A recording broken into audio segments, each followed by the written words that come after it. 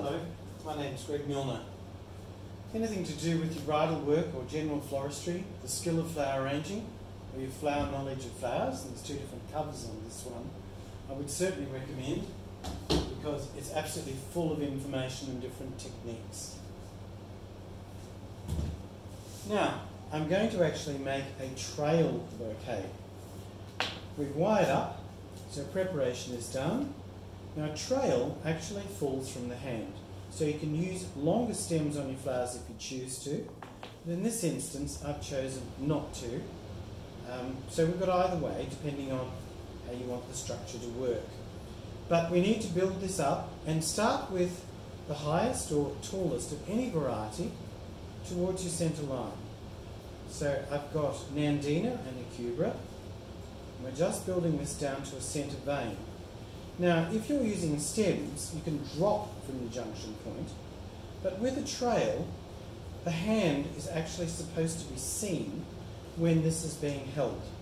So you'll notice that I'm just making a structure here on what we call a centre vein, which is what this area is here, and it's wire supported so that we can arch it as we go. So I'm adding the broom, and we're ready to add flowers, certainly pretty close to this stage. We might come in there with a bud rose, smallest down towards your tips, and then we'll look at an orchid coming through, starting to build up. I've opened that orchid, so I peeled back the back petal and the side petals so that we've got a little bit more effect there. Now, we've got some little leucadendrons, which are quite nice. Looking for a smaller one. There we go. We'll add those in. That's a cross texture coming through. Now we could still even add another rose down here. I'm looking to see if we've got one that's small enough. I'm inclined to do that. So we might peel this rose back a bit, so it's in more bud form, and perhaps even extend right down into this area here. Now if you're not taping in and you've got a fair wire extension, I'd probably say be careful, because you may need to add another wire support on that one to hold that in place, because we want that just to cascade down quite nicely. A little bit more broom coming in there, and this is our trail starting to take shape. So I'm just adding this as we go. So as we get to each junction, we're taping in. A little bit of a toss from there. We certainly need to keep mixing. Because we started with the Nandina, we've got to keep the Nandina still flowing in. Now if this moves, and this first piece that I'm putting in, it's on a wire support, but it has a little mind of its own. It's wanting to move. So I'm moving that back. That's better, so it sits exactly where we want it to. Again, building up with the Akuba leaves. And we're getting a little bit wider as we go. But traditionally, a trail is relatively slender. So we really don't want to build it up too much. You can see that structure as we go.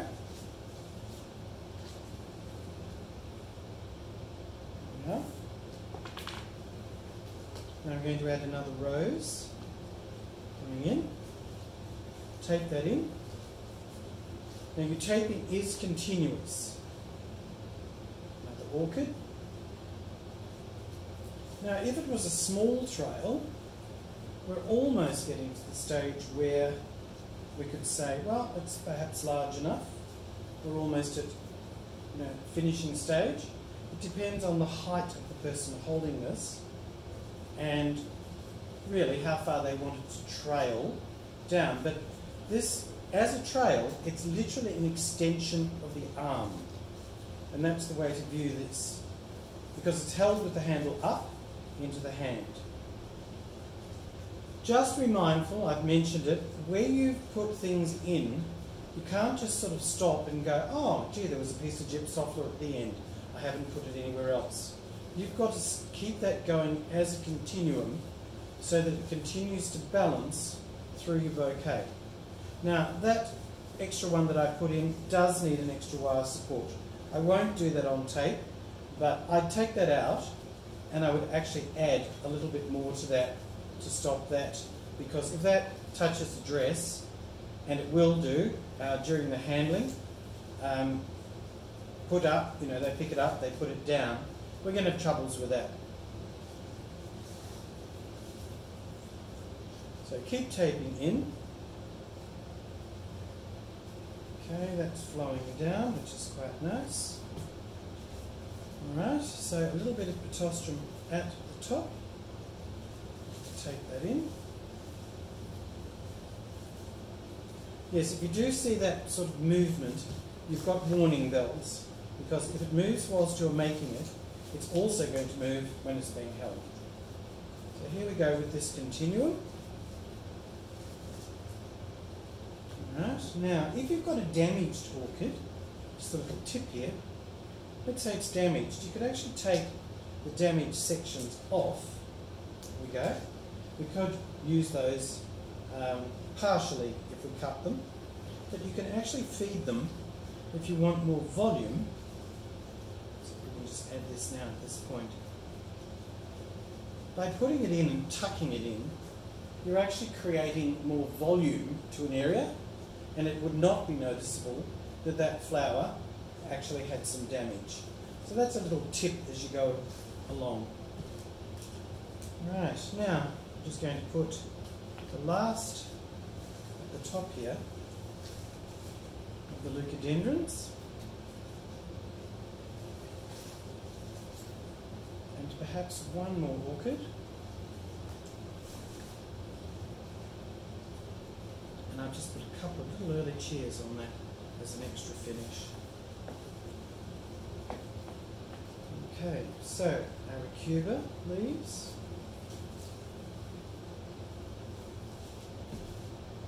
Put one more of those on.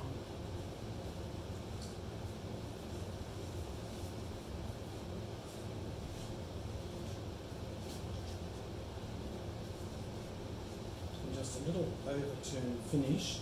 Just put a couple of ivy leaves. I'm just putting those right towards the top. Now, many years ago, with this handle, and some countries like the UK still do this, they actually bend this handle after it's ribboned or corded. In Australia, we tend not to do this.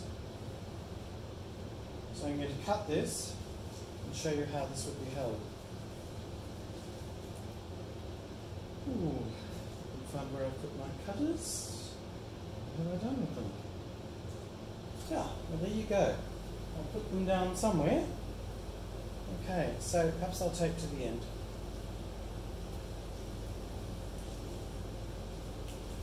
Right, now again, you can see that rose is a problem. That needs that extra, or we could actually bind that in there. That would solve that problem straight away. Just a little banded parafilm there would hold that.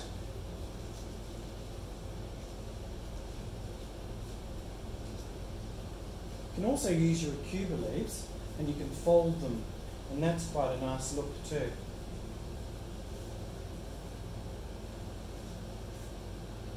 Now possibly, I have taped it a little bit more just here, just with regard to the broom, would be quite nice. Bring those around. Alright, now, arch it.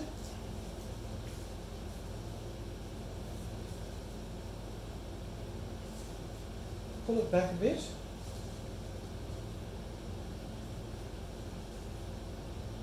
And this falls, I'll just hold it a little awkwardly, I would let my arm down.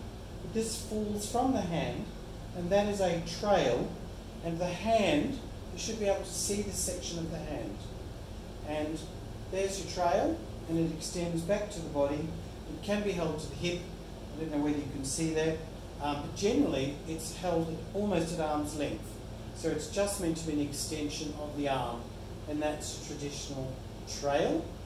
and I'm shortly going to add a section to it to make it a little larger on another clip. I'll extend it and that will make it into a traileur. I hope you enjoyed watching that, and look forward to you watching the next clip. Thank you.